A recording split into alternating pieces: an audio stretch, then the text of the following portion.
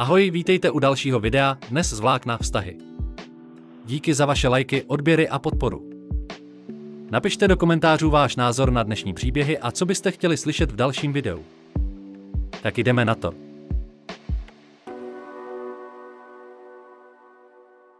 Včera jsem se skoro udusila restauraci a manžel si dnes dělá legraci z dušení. Včera jsem já, 36, málem zemřela poté, co mi zaskočilo, když jsem jedla mušle v restauraci s kamarádkou. Muž sedící vedle mě mi pomohl tím, že mě udeřil do zad, zatímco se mi to podařilo vykašlat. Moje kamarádka volala o pomoc, ale nikdo jiný nic neudělal.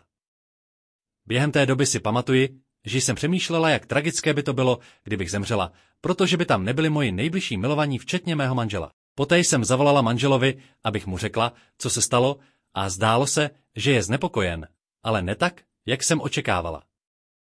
Můj bratr a máma byli šokováni a měli reakci, kterou jsem očekávala. Můj manžel akorát řekl, že je rád, že jsem v pořádku, ale zdálo se, že je velmi roztěkaný. Řekla jsem mu o tom, když jsem se vrátila domů, a on se jen zasmál a řekl, že mu nejvíc záleží na tom, že jsem v pořádku.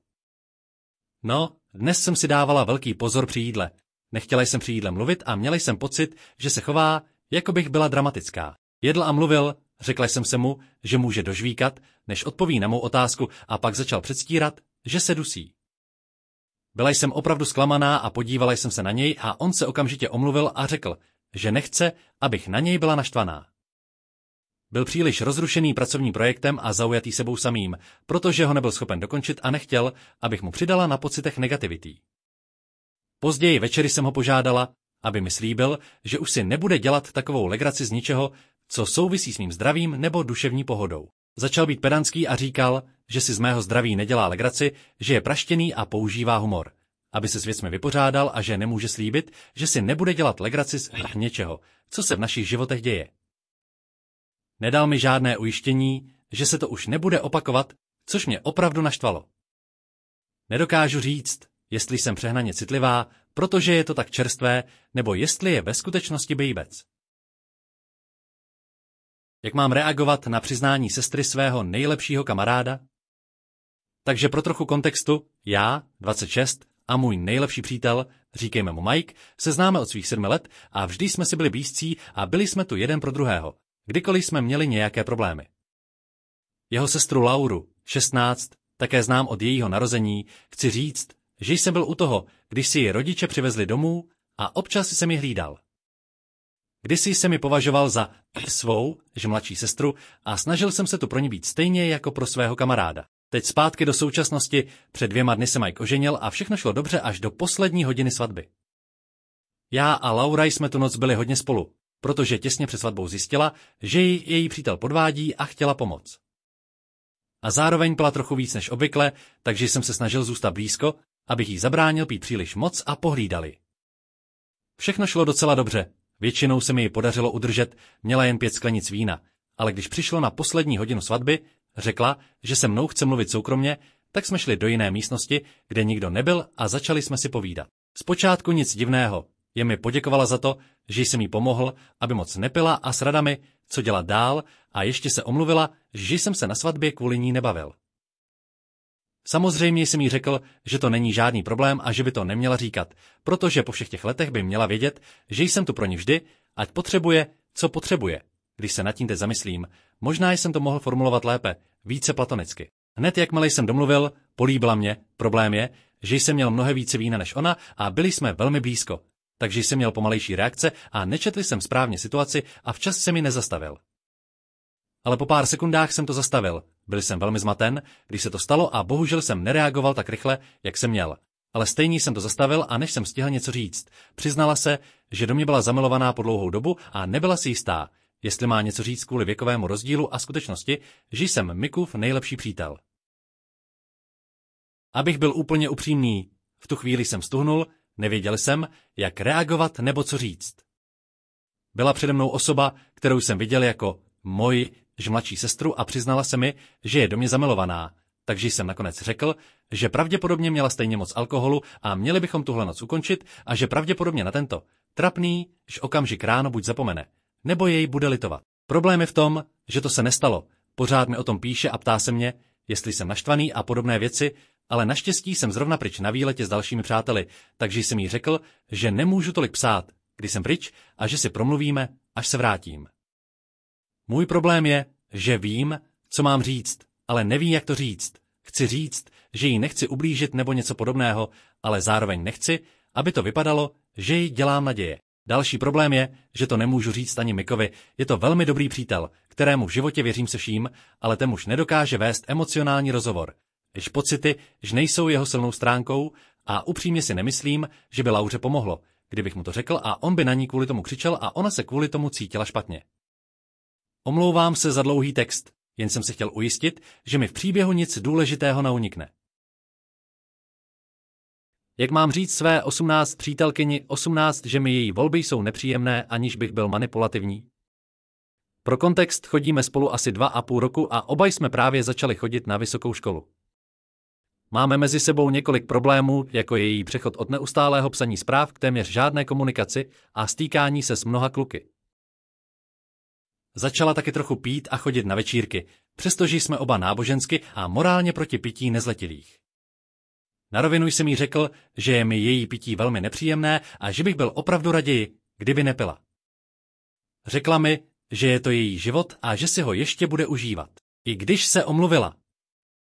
Také se rozhodla pořídit si motorku, přestože si ji nemůže dovolit, a nyní si našla práci speciálně proto, aby ji mohla financovat. Dal jsem najevo, že nejsem velkým fanouškem této myšlenky a vyjádřil jsem svůj nesouhlas. Protože se bojím o její bezpečnost a nemyslím si, že je to finančně moudré a jsem si docela jistý, že její nadšení rychle vyprchá. Jenže kvůli tomu ze mě dělá toho zlého a říká mi, jak je z toho nadšená a že jí to nemám kazit. Také jsem vyjádřil svůj nepříjemný pocit z toho, kolik času tráví s jinými kluky, zvláště když přitom nereaguje na moje zprávy. S jedním kamarádem chodí cvičit, několikrát si s některýma šla zatancovat a tak dále. Asi před 6 měsíci měla trochu citový románek s jedním kamarádem. Flirtovali, jednou se políbili, pak s ním přestala mluvit a údajně si vybrala mě, takže jsem se cítil oprávněný vyjádřit nepohodlí, ale znovu ze mě udělala toho špatného a řekla, že si jen dělá přátele. Také jsem mi požádal, aby komunikovala o něco lépe, protože občas píše každých 5 minut, občas až po 5 hodinách a ona mi jen řekla, že je zaneprázdněna a žije přítomným okamžikem. Chci, aby si uvědomila, že tyto věci jsou pro mě nepříjemné, ale mám prostě pocit, že to absolutně přehlíží a nevím, jak silně sdělit své pocity, aniž bych byl manipulativní. Cítím se tak unavený z toho, jak moje pocity přehlíží a dělá ze mě toho špatného. Hádám, že budu brzy matka samoživitelka, jak moc jsem v háji. Já 35 a můj manžel 35, jsme spolu asi 7 let, 4 roky manželé. Od narození našich 2 dětí to bylo trochu drsné, ale našemu nejstaršímu byl na začátku tohoto roku diagnostikován autismus, což nás opravdu zasáhlo. Po roce a půl logopedie jsem věděla, co se děje, ale manžel to popíral. Dokonce i po oficiální diagnoze se choval, jako by to nebylo nic vážného, byl zcela nezapojený do toho, aby našeho syna dostal do terapie, na schůzky a tak dále. Pro kontext, oba pracujeme na psný úvazek, ale já dělám také všechno ostatní. Starám se o děti, dům, peníze, všechny věci. Naše pracovní doby jsou dost opačné, takže o víkendech jsem s oběma dětmi sama doma. Obě jsou batolata, takže je to náročné, zvláště s mým synem, je velmi destruktivní, hyperaktivní a neverbální, takže během dne téměř nepřetržitě hlasitě véčí a křičí. Je toho hodně a už jsem dlouho vyhořelá. Intimita mezi námi je velmi nízká, nic nezačínám, protože se mě neustále dotýkají děti, kromě toho, že mě můj nejstarší syn pořád bije, kopá a skáče po mně. Celkově posledních pár měsíců můžu říct, že se nám manžel vyhýbá, pokud je doma, buď hraje videohry, nebo spí, protože je pořád tak unavený. Šel k lékaři, ale vyšel bez větších problémů. Nedělala jsem z toho hrůzu a snažila jsem se mu dát prostor, protože jsem věděla, že to má s diagnózou našeho syna těžké. Posledních pár týdnů chodil noci ven, opět jsem z toho mohla udělat problém, ale neudělala jsem to, jen jsem mu řekla, aby byl opatrný a neutrácel příliš mnoho peněz. No minulou noc jsme se do toho dostali, on předstíral, že má domluvené rande s jinou ženou, aby mě naštval. Byla jsem docela naštvaná, ale překonala jsem to. Později začal mluvit o kamarádovi, o kterém ví, že měl také děti s autismem a začal říkat, že by si přál, aby jeho syn byl normální, a já souhlasila, že je to těžké a ani jeden z nás na to nebyl připraven. Pak řekl, že dám terapii ještě pár měsíců, než se rozhodnu, že zeptala jsem se ho, co to znamená, a on řekl, že jestli zůstanu nebo ne. Pokračoval mi a řekl mi, že už v posteli nic neiniciuji, což je pravda, a on se cítí zanedbáván a nechce být tím, kdo neustále iniciuje. Už jsme tu konverzaci měli a řekla jsem mu, že jsem vyčerpaná a vyhořelá a potřebuji další pomoc a potřebuji, aby se zapojoval do péče o naše děti. Očividně to k ničemu nevedlo a stále je to podle něj moje chyba. Možná taky je, ale nevím, kolik toho mohu v tuto chvíli udělat. Nikdy ho neodmítám, nikdy neřeknu ne, když začne, i s nulovou předehrou a nulovým potěšením pro mě. Upřímně jsem si nikdy nemyslela, že tak Baozi hodí ruční do ringu, abych byla upřímná, jsem zklamaná, že nemůže přijmout našeho syna. Myslím, že je to částečně moje chyba, ale dokonce jsem mu řekla, že už se necítí jako člověk, ale jen jako opatrovnice. Celý můj život je tak pohlcen dělání věcí pro jiné lidi, že už mi v nádrži nic nezbývá. Necítím se dobře, skoro 2 roky jsem byla osamělá a jediná, kdo se ujal pomoci našemu synovi, otravovala jsem doktory, bojovala o místa na pořadníku a snažila se ho přimět ke komunikaci. Nechci jít na párovou terapii, takže nemá smysl to zmiňovat. I když se snažím být více sexy, že bude na tom vůbec záležet, když mi řekl, že je stejně napůl za dveřmi, protože chce normálního syna. Udělal další poznámky o tom, že si udělá další děti s někým jiným, takže možná je toto, co opravdu chce. Jen jsem si nikdy nemyslela, že takhle zradí svou rodinu. Nejsem tak stará, ale vím, jaké to je pro svobodné matky, takže si myslím, že moje naděje na vztah s někým, s kým zestárnu, jsou téměř u konce, protože mám dítě s vysokými potřebami. Manžel je napůl za dveřmi kvůli intimitě a autismu našeho syna. Jak moc jsem háji? Jsem alergická na psa svého přítele. Můj, 26, přítel, 26, a já jsme spolu přes 2 roky a žijeme spolu. Jeho pes žil u jeho rodičů, protože náš pronajímatel pitbully nepovoluje. Je z toho smutný, protože svého psa opravdu miluje a chybí mu. Je mi ho líto, ale jsem za to vlastně vděčná, protože jsem silně alergická na psy. Nemohu kolem nich dýchat a mám kopřivku. Jsem také extrémně čistotný člověk, jak v oblasti hygieny, tak v mém domě. Příští měsíc se k nám jeho pes nastěhuje a já si nemůžu pomoct, ale mám z toho divný pocit, protože pitbulla bytě ani nesmí mít, nemluvě o tom, jak jsem alergická. Jeho rodiče už se o něj nemohou starat a brzy se stěhujeme. S tím, že chceme, aby naše budoucí bydlení bylo přátelské k pitbullům. Můj současný pronajímatel se stejně nikdy neobjeví a bude snadné ho schovat, dokud se nepřestěhujeme. Dívala jsem se na užívání léku proti alergii nebo injekcí, ale je to příliš drahé a stejně mi není příjemné dávat si něco takového do těla. Miluji svého přítele a plánujeme náš společný život, ale nemůžu si pomoct a v této situaci se necítím jako priorita, protože vím, jak mizerně se budu každý den cítit a prostě nejsem bejskař. Miluji zvířata a měla jsem kočky a různá další domácí zvířata a mám ráda jeho psa, ale dýchání a pohodlí ve své vlastním domě je také důležité. Nějaká rada? Také jsme mu koupili šampon na alergii a on říká, že ho bude každý týden koupat a česat, aby se zbavil alespoň trochu chlupů. Ve zkratce, pes mého přítele u nás bude bydlet a já jsem extrémně alergická na psy. Co mám dělat? Můj přítel, 28, říká, že já, 22, bych ho měla poslouchat, ale on mě poslouchat nemusí, protože za všechno platí.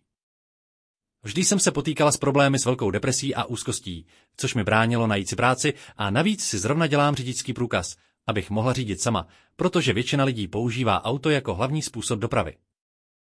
Jsem se svým přítelem už 2 roky a on má na starost všechny naše finanční potřeby, účty a všechno a já se soustředím na domácí práci a ujišťuji se, že doma je vše pořádku.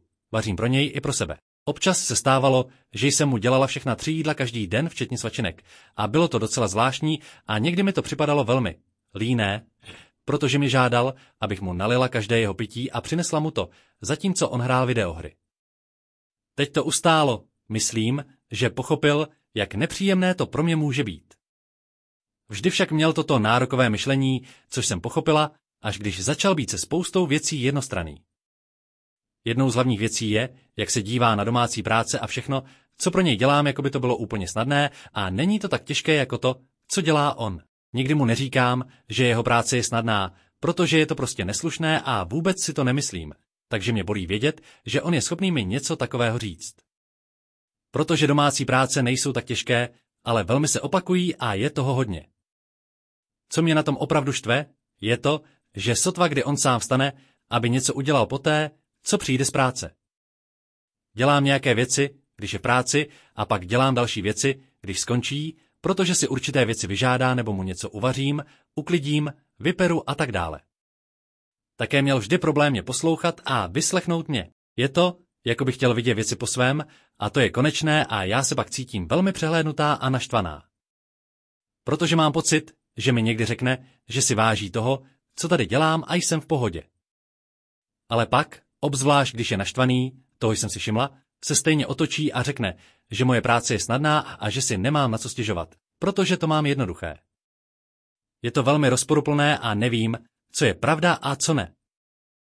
Jestli si opravdu myslí, že to mám jednoduché, nebo jestli skutečně oceňuje to, co dělám. Říká mi 2 různé věci a kvůli tomu už nechci tolik dělat, protože se přesto cítím nedoceněná. Řekl mi onehdy, když jsem se zeptala, proč ho musím pořád poslouchat, když on mě neposlouchá, řekl mi, že tady za všechno platí, takže má na to právo. Ve zkratce, přítel se stará o finance našeho vztahu lomítko životní situace a cítí, že je spravedlivé, že mu naslouchá víc než on mě, jednoduše proto, že za všechno platí on a tak to má být. Chci jen myšlenky a názory na to, jestli je moje vnímání zkreslené nebo ne. Pohled zvenčí by byl užitečný. Tak to by bylo pro dnešek vše. Snad jste si video užili. Jestli ano, stiskněte like nebo odběr a budu se na vás těšit u dalšího videa.